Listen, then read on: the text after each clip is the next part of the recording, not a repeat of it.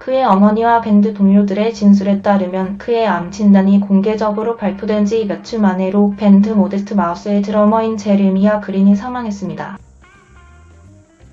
그는 45세였습니다. 그린과 나마탐의 가족들이 그들의 남편, 아버지, 아들, 편인 제레미야 그린의 사망을 발표하는 것은 매우 무거운 마음입니다. 그의 어머니 캐롤 나마탐애가 페이스북에 글을 올렸습니다. 그는 이사쿠와 기반의 밴드 모데스트 마우스의 드러머이자 창립 멤버인 제레미야가 12월 31일 밤과의 용기 있는 싸움에서 졌습니다. 그는 평화롭게 잠을 잤습니다. 게시물에는 적혀 있었습니다. 제레미야는 많은 사람들에게 빛이었습니다. 이 시기에 그 가족은 개인정보 보호를 요청하고 있습니다. 앞으로 몇 달 동안 친구들과 팬들을 위한 생명의 축하 행사를 포함하여 더 많은 정보가 발표될 것입니다. 제레미야의 사랑하는 사람들은 그들의 계속된 좋은 소원과 지지에 대해 모두에게 감사하고 싶습니다. 모데스트 마우스는 토요일 인스타그램 게시물을 통해 그린의 사망을 발표했습니다. 오늘 우리는 나의 사랑하는 친구 제레미야를 잃었습니다. 그는 휴식을 취하러 들어누웠고 단순히 사라졌습니다. 게시물에는 지금 당장 예쁜 말을 많이 하고 싶지만 그럴 때가 아닙니다.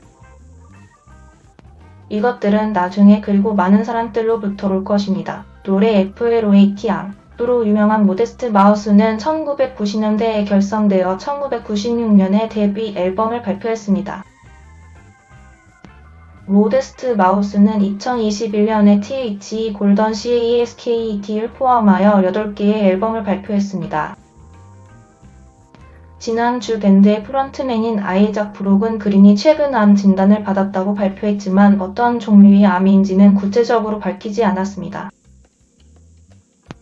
라디오 DJ 마르코 콜린스는 지난주에 그린이 사기암에 걸려 항암 치료를 받고 있었기 때문에 투어를 중단했다고 트위터에 밝혔습니다. 검찰과 피고 측 변호사들은 수요일 콜로라도 주 오로라에서 4년 이상 전에 마주친 후 사망한 빈무장이 23세 흑인 엘리아 맥클레인을 체포한 경찰관 2명의 재판에서 모두 실수를 했습니다. 여러분은 이 사건에서 엘리아 맥클레인이 그날 밤 범죄 행위를 했다는 증거를 들을 수 없을 것이고 그 누구도 들을 수 없을 것입니다. 그는 그저 집으로 걸어가고 있을 뿐이었습니다. 분노선 건지 검사는 피고인들은 단지 그들을 의심스럽게 보였기 때문에 엘리아 맥클레인을 잡았습니다. 라고 말했습니다. 그 후 18분 2초 동안의 23세의 건강한 남자 엘리아는 그저 길을 걸어가는 동안 그를 보호하기로 맹세했던 바로 그 사람들의 희생자가 되었습니다. 번지는 말했습니다. 랜디 로에데마와 제이슨 로젠블렛은 맥클레인의 죽음과 관련하여 무모한 과실치사, 형사 과실치사 및 폭행으로 심각한 신체 상해를 입힌 혐의에 대해 무죄를 주장했습니다. 로젠블렛은 2020년 경찰에 의해 해고되었고 로에데마는 여전히 정직 상태입니다. 기소장에 따르면 이 사건은 2019년 8월 24일 맥클레인 체포에서 비롯되었는데 경찰은 스키 마스크를 착용한 의심스러운 사람에 대한 전화에 응답했습니다. 경찰은 아이스트와 함께 비닐봉지를 들고 편의점에서 집으로 걸어가는 마사지 치료사이자 음악가이자 동물 애호가인 맥클레인과 대치했습니다. 바디카메라 영상에 포착된 충격적인 상호작용으로 경찰은 맥클레인을 바닥으로 쓰러뜨리고 경동맥류에 놓았고 구급대원들은 이후 강력한 진정제 케타민을 주사했습니다. 그는 병원으로 가는 길에 심장마비를 일으켰고 3일 후 사망 선고를 받았습니다. 공자는 마크 워너 판사가 이기명의 주요 배심원과 익명의 대체 배심원을 앉힌 후 첫 진술을 시작했습니다. 번지와 두 경찰관의 변호인이 모두 첫 진술을 한 후 법원은 휴정했습니다. 번지는 그날 밤에 비디오 영상을 내레이션하며 맥클레인이 경찰과 주고받은 밤 배심원들을 데려갔습니다. 그는 맥클레인이 편의점에서 집으로 걸어가는 것을 보고 그가 코트와 나일론 럼너 마스크를 착용하고 있는 것을 이상하게 여긴 17세 소년의 9일을 전화 후 3명의 경찰관이 출동했다고 번지는 전했습니다. 번지는 이 사건의 문제는 경찰이 그 전화에 응답했어야 하는지 아닌지의 문제가 아니다라며 문제는 그들이 그곳에 도착했을 때 무슨 일이 일어났는지의 문제이다라고 말했습니다.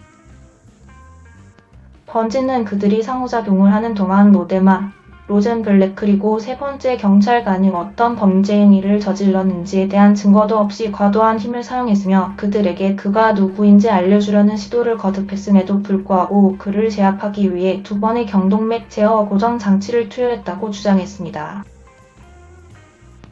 검사는 재판을 받고 있는 두 경찰관 모두 최근 경동맥 고정 장치에 대해 훈련을 받았다고 말했습니다. 그는 부서의 정책에 따라 경찰관들은 위험성 때문에 사람에게 고정 장치를 2번 이상해서는 안 된다고 말했습니다. 경찰관들은 또한 경동맥이 유지된 후에도 활력 징후를 확인하는 것을 포함한 특정 절차를 따라야 하는데 두 경찰관 모두 이를 수행하지 않았다고 검찰은 주장했습니다. 그는 맥클레인이 15분 후 수감을 찬 채 땅에 누워 숨을 쉴 수 없어요. 도와주세요라고 반복해서 말했습니다. 번지는 7번이나 숨을 쉴 수 없어요 라고 말했다며 그동안 맥클레인이 토하고 있었다고 덧붙였습니다.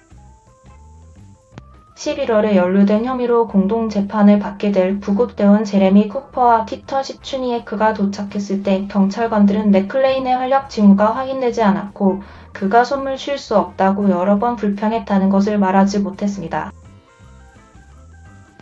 대신 그들은 구급대원들에게 그가 계속 저항했고 정신이 이상한 힘을 가졌다고 말했습니다. 번지는 구급대원들이 맥클레인에게 폭력적인 흥분 상태를 묘사하는 논란의 여지가 있는 진단인 흥분된 정신착란을 진단하고 케타민을 투여했다고 CNN이 보도했습니다. 공소장에 따르면 그들은 맥클레인이 200파운드였고 실제로는 143파운드였다고 추정치를 근거로 한 복용량을 주사했습니다. 공소장에는 그가 업가지 위에 올려졌을 때 맥클레인 씨는 의식을 잃은 것처럼 보였고 근육통도 없었으며 다리를 저렸고 코와 입에서 눈에 띄는 구토가 있었습니다. 라고 쓰여 있습니다. 경찰관 노에게만은 맥클레인 씨가 코를 골고 있는 것을 들었으며 이것은 케타민 과다 복용의 징후일 수 있다고 말했습니다. 그때쯤 번지는 수요일 맥클레인이 점점 더 죽음을 향해推하고 있다고 말했습니다. 두 경찰관의 변호인은 첫 진술에서 경찰관들이 그날 밤 맥클레인으로부터 경험했다고 주장하는 신체적 저항과 그들의 역할에 초점을 맞춰 만남에 대한 다른 이야기를 제시했습니다. 로데마의 변호인 미드 엘커스는 배심원들에게 재판을 받고 있는 경찰관들이 현장에 있던 다른 경찰관이었던 주 임무는 덕계 경찰관이었다고 말했습니다. 검찰은 맥클레인이 총에 손을 뻗었다는 것에 대해 이의를 제기했으며 그가 그렇게 한 증거는 없다고 말했습니다. 총기를 잡은 증거는 발생 중인 로에르마 씨의 진술입니다. 그는 발생 중인 것으로 주장하고 있습니다. 엘커스는 로에르마 씨가 그것에 대해 거짓말을 해야 하는 동기는 무엇인가? 라고 말했습니다. 경찰관들이 맥클레인에게 저항을 멈추도록 할 수 있었던 것은 경동맥 고정 장치가 유일했다고 엘커스는 말했습니다.